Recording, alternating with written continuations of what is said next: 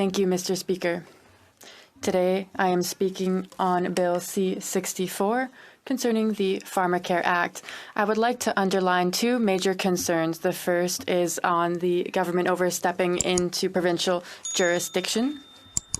And the second concern is budgetary concerns.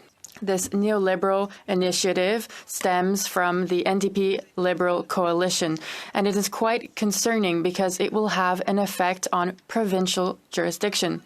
This Liberal government, after 9 years in power, was not even able to successfully manage its own files. And so how does it allow itself today to intervene in provincial jurisdiction in the area of health by imposing Bill C64 on provinces such as Quebec, who already offers since 1997, that's almost 30 years, its own Pharmacare program.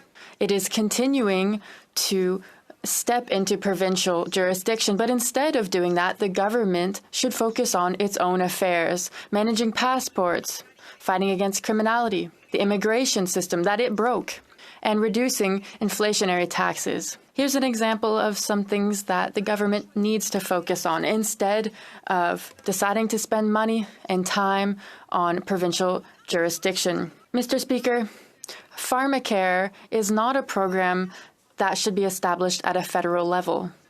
This is a provincial affair. This is a pretentious and arrogant government that wants to impose itself on the provinces without actually having jurisdiction on this file. Was Pharmacare Bill C64 established in close collaboration with indigenous groups and provinces and territories?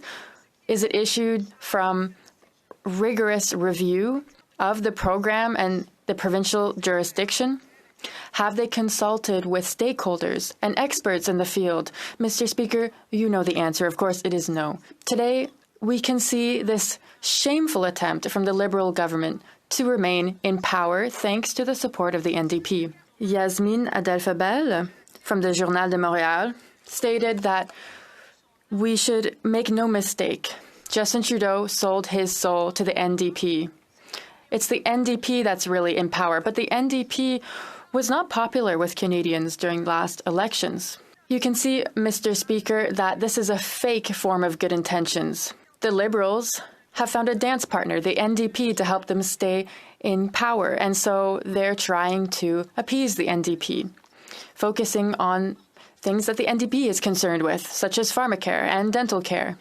But only just over 70% of Canadians supported this far-left province during the last elections. Also, dental care and pharmacare were not in the Liberal Party's platform during the last elections. So what we're seeing here is not the benevolence of the Liberal NDP coalition, as they want us to believe. This is more so theatrical political performance, and they're setting the stage for the upcoming elections. Now let's talk about money. As it's proposed, Pharmacare would create extremely high costs, and it seems that the government has taken this lightly or even completely ignored it. The PBO, in a report from October 2023, said that they consider that the cost would be over $11 billion for 2024-2025, rising to $13.4 billion in 2027-2028, end of quote. Mr. Speaker, in total, the PBO thinks that we will actually reach $40 billion with this program.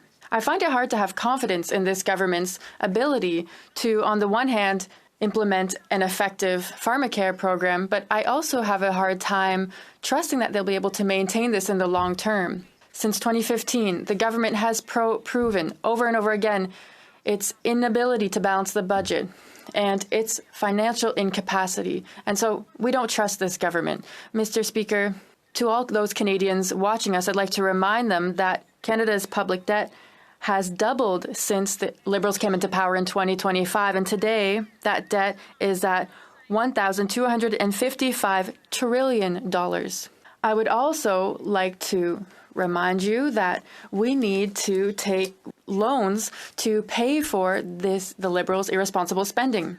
And we have to pay interest on this debt. And that's $54 billion of interest, which is actually higher than the total of health transfers to the provinces and is actually the equivalent of, it's actually more than what Canadians pay in GST.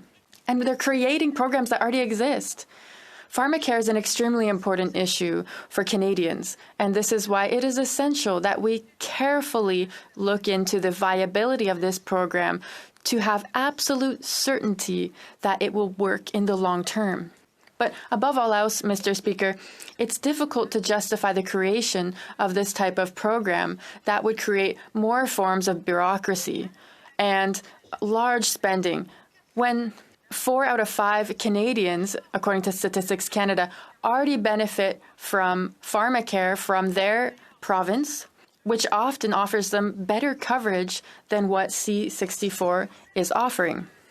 The Minister of Health, Christian Dubé in Quebec, told La Presse, they refused to give us the funding that we requested from the federal health transfers on the one hand, but also they want to overstep into our provincial jurisdiction. The federal government knows very well that this is provincial jurisdiction. We already have our own Pharmacare program since 1997. It's been almost 30 years. We also likely have the broadest range of medication covered by our Pharmacare program, more than other provinces. And he said that 45% of the Quebec population has Pharmacare coverage through the provincial program, and 55% of Quebecers also have private insurance.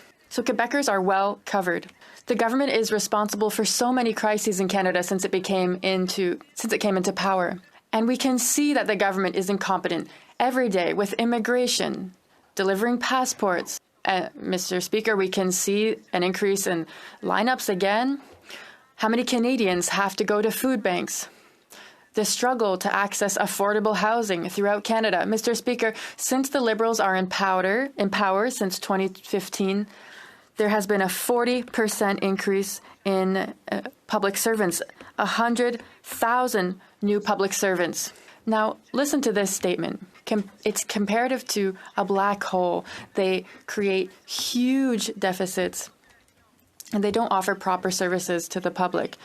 You can think of the Phoenix pay system, immigration, ArriveCan, passports, the airports, despite the fact that they spend so much money.